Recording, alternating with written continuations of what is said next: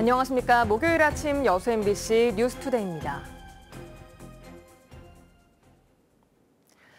내년 순천만 국제정원박람회를 앞두고 과거 경제 군사적 이동로이자 순천만 습지의 역사를 품고 있는 순천 도심 속 동천 뱃길이 복원됐습니다.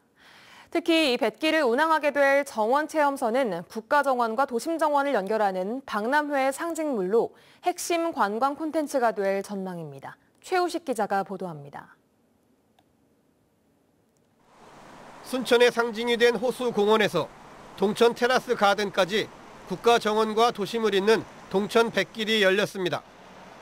순천시는 내년 순천만 국제정원 박람회를 앞두고 11억 원의 사업비를 들여 2.5km의 물길을 텄고 4척의 정원 체험선을 띄우기로 했습니다. 고려초 순천과 보성, 곡성 구례를 연결하는 섬진강 수계의 주요 거점이었던 해룡창 설치 기록을 현대적으로 재해석해 국가정원 뱃길을 복원한 것입니다. 내년도 박람회 때 그분들을 다시 찾아오게 이렇게 만들려면은 뭔가 새로운 볼거리, 즐길거리를 저희들이 제공해야 된다고 이렇게 생각해서 여러 가지가 있습니다만 특히 이 동천 뱃길을 복원해서 6개월 앞으로 다가온 정원 박람회가 국가정원과 도심정원의 연결을 지향하는 만큼 이번 뱃길 복원은 여러 가지 의미를 담고 있습니다. 순천시는 특히 정원 체험선 투입에 앞서 수상보트의 환경영향 검토에 무엇보다 중점을 뒀습니다. 수상 생태계와 하천 바닥의 영향을 최소화하기 위해 보트는 친환경 인증 제품을 사용했고 속도와 항로도 소음과 물살을 최대한 줄였습니다. 순천시는 또 도심 야간 경관과 동천 화해 경관 등을 동천 뱃길과 연계하고 생태 탐방 프로그램과 접목시켜 내년 박람회 이후 사후 활용 여부도 고민하고 있습니다. 국가정원은 계속 저희들이 운영을 하기 때문에 이 관람선도 박람회 이후에도 계속 운영을 할 계획으로 했습니다. 그래서 순천을 찾는 관광객들의 대표적인 우리 이 볼거리, 즐길거리로 아마 자리매길 걸. 10년 만에 다시 열리는 국제정원 박람회를 앞두고 새로운 콘텐츠 개발에 기대감이 높은 가운데 동천 뱃길과 정원 체험선은 내년 박람회의 핵심 관광 상품으로 각광받을 전망입니다. MBC 뉴스 최우식입니다.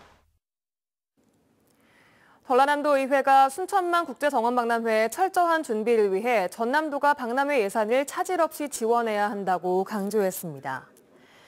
도의회 정원박람회 특위는 최근 21건의 박람회 지원 사업에 대한 내년도 예산안 보고회에서 이같이 지적하고 관람객 800만 명 유치 목표 달성을 위해 사전 붐 조성과 입장권 판매 촉진 등 홍보와 판촉 활동은 물론 전국 16개 광역의회 순회 방문 등을 제안했습니다. 전남도는 이에 대해 순천시, 박람회 조직위 등과 긴밀한 협조로 권역별 조성 사업이 계획 기간 내에 완료될 수 있도록 지원 사업 예산 반영 등 적극 지원하겠다고 밝혔습니다. 해군 수상구조함 광양함이 오늘 광양국제여객터미널에서 함정 공개 행사를 개최합니다. 이번 행사는 누구나 참여할 수 있고 무인 잠수정 등 해난 구조대원 장비 전시, 군복 착용 같은 다양한 체험도 가능합니다. 광양함은 지난 2017년 광양시와 자매결연을 맺은 뒤 함정 공개와 대민 지원 등 교류 협력을 이어오고 있습니다.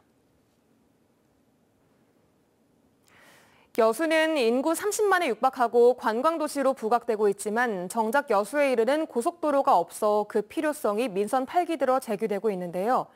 일단 고속도로의 신규 개설이 어렵다면 우선 기존 전용도로의 고속도로 승격 주장이 나오고 있는데 풀어가야 할 과제도 적지 않습니다. 김주희 기자가 보도합니다.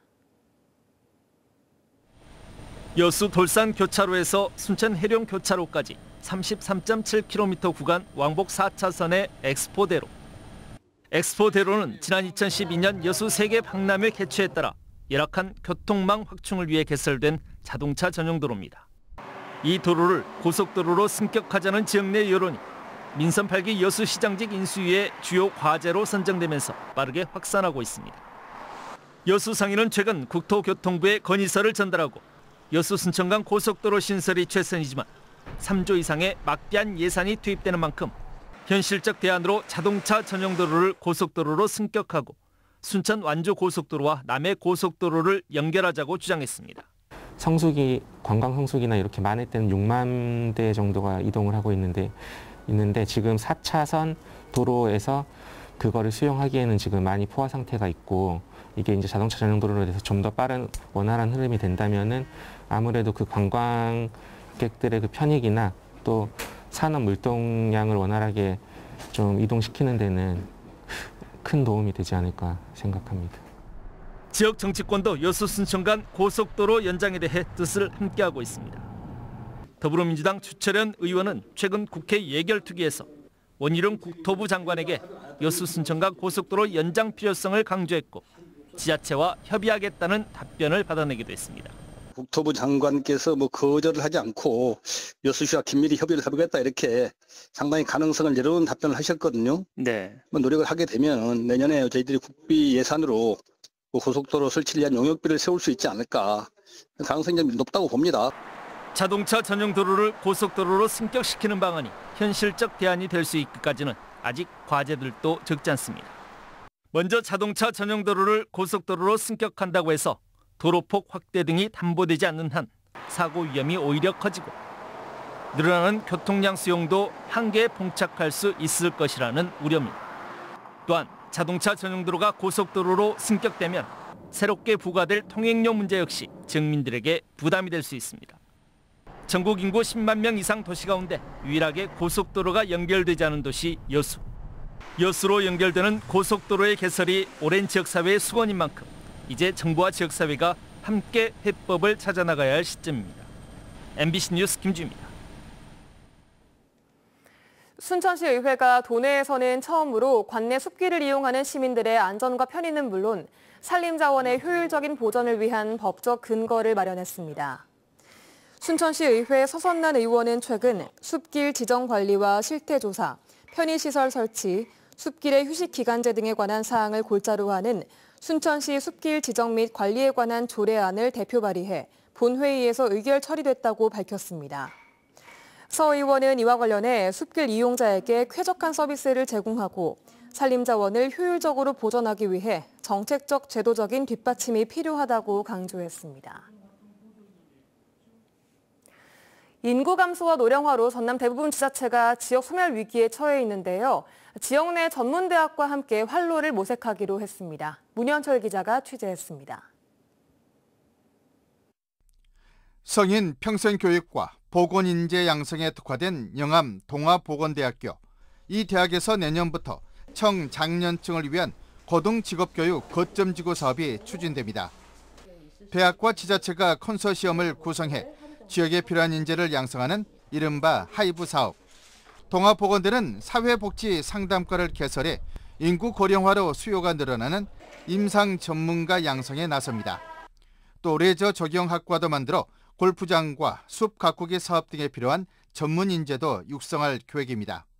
저희 사업 특화 분야에 관심 있는 학생이라면 학령기 학생은 물론이고 성인 자원이라도 얼마든지 입학할 수 있는 기회는 보장이 되어 있고요.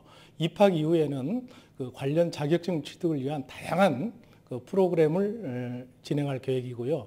2년 전문 교육 과정을 마치면 지역에서 일하는 일자리를 찾고 또 정착하는 선순환 구조를 만드는 게 목표입니다.